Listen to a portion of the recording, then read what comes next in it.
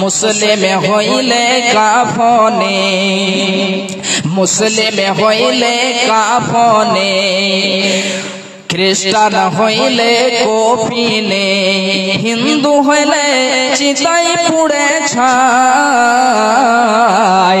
ও মানব দুই দিনের দুনিয়াতে গৌরব করার নাই রে কিছু নাই। ও মানব দুই দিনের দুনিয়াতে গৌরব করার নাই রে কিছু নাই। মুসলিম হইলে কাফনে, খ্রিস্টান হইলে কফিনে, হিন্দু হইলে চিতাই পুড়ে ছাই। ও মানব দুই দিনের দুনিয়াতে গৌরব করার নাই রে কিছু নাই। ও মানব দুই দিনের দুনিয়াতে গৌরব করার নাই রে কিছু নাই। যতই সাজাও বাড়ি গাড়ি, যতই সাজাও বাড়ি গাড়ি, यार कंडीशन 3.5 हाथ माटिर बिछाना হইবে রে আপন। যতই সাজাও বাড়ি গাড়ি, यार कंडीशन 3.5 हाथ माटिर बिछाना হইবে রে আপন। মুসলিম হইলে কাফনে, মুসলিম হইলে কবরে, খ্রিস্টান হইলে কফিনে, হিন্দু হইলে চিতাই পুড়ে ছাই। ও মানব দুই দিনের দুনিয়াতে গৌরব করার নাই রে কিছু নাই। সময় তৈয়ার নাই রে বেশি, সময় তৈয়ার নাই রে বেশি, দমের খেলা শেষ। সময় তৈয়ার নাই রে বেশি, দমের খেলা শেষ। যেতে হবে সে বিছানায়, যেথায় আপন দেশ। যেতে হবে সে ঠিকানায়, যেথায় আপন দেশ। মুসলিম হইলে কাফনে, খ্রিস্টান হইলে কফিনে, হিন্দু হইলে চিতাই পুড়ে ছাই। ও মানব দুই দিনের দুনিয়াতে গৌরব করার নাই রে কিছু নাই। ও মানব দুই দিনের দুনিয়াতে গৌরব করার নাই রে কিছু নাই। ভাইজান বাপজানেরা আমার, তাহলে এক এক করে 4খানা প্রশ্ন হয়ে গেল। এবারে আসি 5 নম্বরে যে প্রশ্ন আপনাকে করা হবে। হে আমার বান্দারা, হে আমার বান্দিরা, বলো তোমরা যেটা জ্ঞান অর্জন করেছিলে, কুরআন ও হাদিস শিক্ষা করেছিলে, সেটার প্রতি কতটা আমল করেছ? আপনাকে হিসাব দিয়ে দিতে হবে। যতটা আপনি জ্ঞান অর্জন করেছেন, যতটা আপনি শিক্ষা পেয়েছেন, ওই শিক্ষার প্রতি কতটা আমল হয়েছে। ভাইজান বাপজানেরা আমার, এই যেন মানব জাতি যখন ধনশীল হয়ে যায়, তখন যেন সে গরিব মিসকিনদের যেন পাশে দাঁড় হয় না। এমন করে ছেলেদেরকে শিক্ষা দিতে হবে, এমন করে মেয়েদেরকে শিক্ষা দিতে হবে, যাতে তারা আখিরাতে কামিয়াব হয়ে যায়। একজন মাস্টার তার ছেলেকে মাস্টার করেছে, তার ছেলেকে ডাক্তার করেছে, তার ছেলেকে জাজ করেছে। এমনি করে যেন তারা ভালো শিক্ষায় শিক্ষিত শিক্ষিতা করেছে। মামার বোনেরা আমার, ভাইয়েরা আমার, আজকে আমরা তাদেরকে বলে থাকি যে ওই ব্যক্তিটি যেন কামিয়াব। কামিয়াব সে হতে পারে না যদি তার ছেলে তার মেয়ে তার জন্য একবার দোয়া না করে দিতে পারে। তার ছেলে তার মেয়ে যদি কুরআন ও হাদিসের শিক্ষা অর্জন না করে থাকে তাহলে কোনোদিনই কামিয়াব হতে পারে না। তাহলে এবারে আসি ওই ছেলে ওই মেয়েদেরকে কেমন করে শিক্ষা দিতে হবে। ভাইজান বাপজানেরা আমার মা আমার বোনেরা খুব ভালো করে শুনে রাখুন, ওই মেয়েদেরকে ছেলেদেরকে কেমন করে শিক্ষা দিতে হবে। আল্লাহ রাব্বুল আলামিন সূরা লুকমানের মধ্যে হযরত লুকমান আলাইহিস সালাতু সালামের কথা বলছি। হযরত লুকমান সম্পর্কে বলা হয়েছে, কেউ বলেছেন তিনি নবী ছিলেন এবং কেউ বলছেন যে তিনি একজন নেক সালেহ যেন মানুষ ছিলেন, ব্যক্তি ছিলেন, খুবই ভালো মানুষ, খুবই যেন নেক মানুষ ছিলেন। যাই হোক, হযরত লুকমানের কথা আল্লাহ রাব্বুল আলামিন কুরআন মাজিদের মধ্যে বয়ান করেছেন।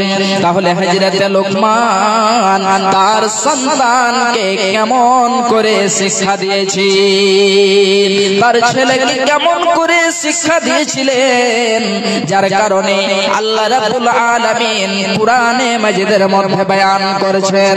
আল্লাহ রাব্বুল আলামিন বলছেন, বিসমিল্লাহির রহমানির রহিম ওয়া ইয ক্বালা লুকমানু লিবনিহি ওয়া হুয়া ইয়াইযুহু ইয়া বুনাইয়া।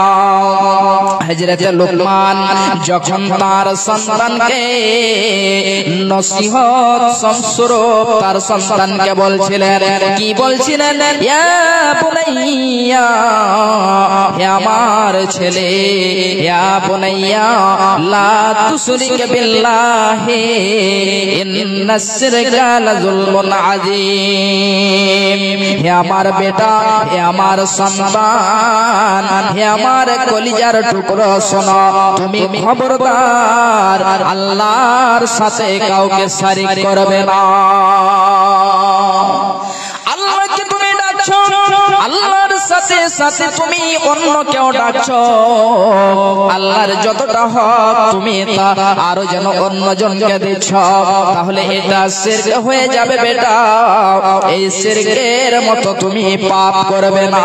যদি শিরকের মতো পাপ কেউ করে নাই, আল্লাহ রাব্বুল আলামিন বলছেন যে ওর উপরে জান্নাত হারাম, জান্নাত সে পাবে না। আমার মা আমার বোনেরা খুব ভালো করে শুনে রাখুন, যে শিরক করবে ওর গুনাহ কোনোদিনই মাফ হবে না, কোনোদিনই সে ক্ষমা পাবে না, এবং তার জন্য জান্নাত হারাম। এবারে আসি একটি হাদিস আপনাদেরকে আমি সংক্ষিপ্ত আকারে তুলে দিচ্ছি, খুব ভালো করে শুনুন। রাবি হচ্ছেন হযরত মুআজ বিন জাবাল রাদিয়াল্লাহু তাআলা আনহু। তিনি বলছেন, ওয়া আন মুআজ বিন জাবাল قال أوصاني رسول الله صلى الله عليه وسلم بعشر كلمات। হযরত মুআজ বিন জাবাল বলছেন, বিশ্বনবী জনাব মুহাম্মদুর রাসূলুল্লাহ সাল্লাল্লাহু আলাইহি ওয়াসাল্লাম 10টি বিষয়ে ওসিয়ত করলেন।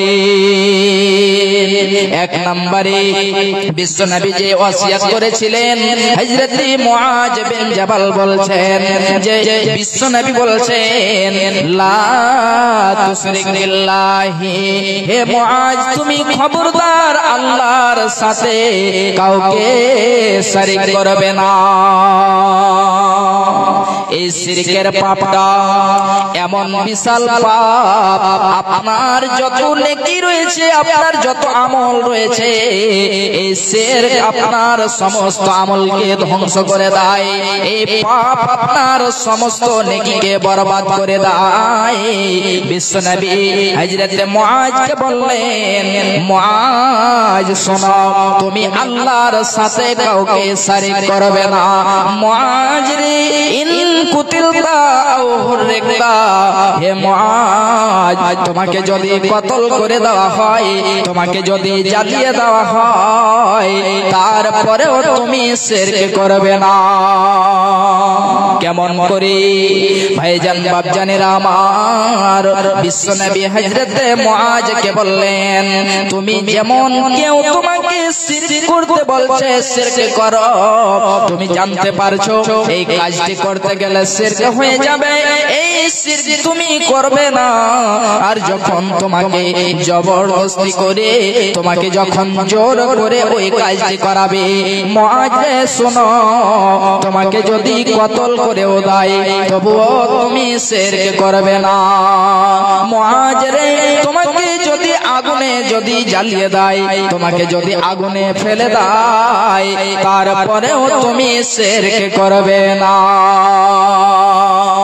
ভাইজান বাপজানেরা আমার, একবার বলুন তো, কোন পিতা, কোন যেন বাবা, কোন মা তার ছেলেকে তার মেয়েকে শিক্ষা দিয়েছে, বেটা তুমি শিরক করবে না?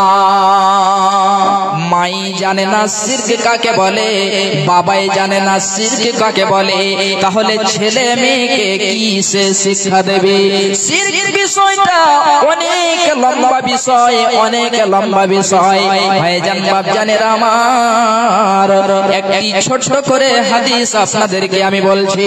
বিশ্বনবী বলছেন, মান তাআল্লাকা তামিমান ফাকাদ আসরাক, যে ব্যক্তি তাবিজ লটকাবে ওই ব্যক্তি যেন শিরক করলো। তাহলে শিরক, তাবিজ যদি লটকে দেয় তাহলে যেন তাতে শিরক হয়ে যাবে। এই জন্য এই মতো কাজ করা যাবে না। অনেকজন মনে করে আমার হাত ব্যথা হয়েছে, ওই হাতের মধ্যে একটি কালো সুতো বেঁধে দেয় আর মনে করে যে এতে ভালো হয়ে যাবে।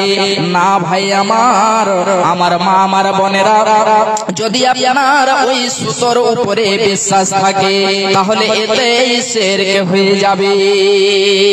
এত ছোট ছোট বিষয় রয়েছে যেটা আপনার জানাতেও শিরক হয়ে যেতে পারে। এই জন্য আপনাকে জ্ঞান অর্জন করতে হবে, তারপরে আপনার ছেলে মেয়েকে শিক্ষা দিতে হবে। ভাইজান বাপজানেরা আমার, আজকে আমরা যেন মাল ধন সম্পদের পিছনে পড়ে আছি। মাল ধন সম্পদ যখন ছেলে 10 থেকে 12 বছর হয়ে যায়, তখন যেন সে বিড়ির ফ্যাক্টরিতে চলে যায়, তখন যেন ভুট্টা লাগাতে চলে যায়, তখন যেন ধান কাটতে চলে যায়, 300-400 দিন যেন ইনকাম করে নিয়ে এসে যায়। এতে মা যেন অত্যন্ত আনন্দ পায়, এতে যেন বাবা যেন খুবই আনন্দ হয়, সে যেন আনন্দে আনন্দিত হয়ে যায়। ভাইজান আমার, যে সময়ে আপনার ছেলেকে শিক্ষা দেবেন, আপনার যেন টাকা দেখতে হবে না, নিজেকে একটু কষ্ট করতে হবে। এই ধন, এই ইসলামকে প্রচার প্রসার করার জন্য, এই দ্বীনকে প্রচার প্রসার করার জন্য সাহাবায়ে কেরাম নিজের মাল ধন সম্পদ সমস্ত কিছু যেন বিলিয়ে দিয়েছে। সাহাবায়ে কেরাম নিজের মালকে মাল মনে করেননি, নিজের ধন নিজের সম্পদকে সম্পদ মনে করেননি, নিজের মাল ধন সম্পদ সমস্ত কিছু আল্লাহর জন্য, আল্লাহর পথে খরচ করে দিয়েছি। শুধু মাল নয়, শুধু ধন সম্পদ নয়, সাহাবায়ে কেরাম নিজের জান পর্যন্ত এই দ্বীনকে প্রচার প্রসার করার জন্য, দ্বীনকে বাঁচানোর খাতিরে সাহাবায়ে কেরাম নিজের জান পর্যন্ত দিয়েছে।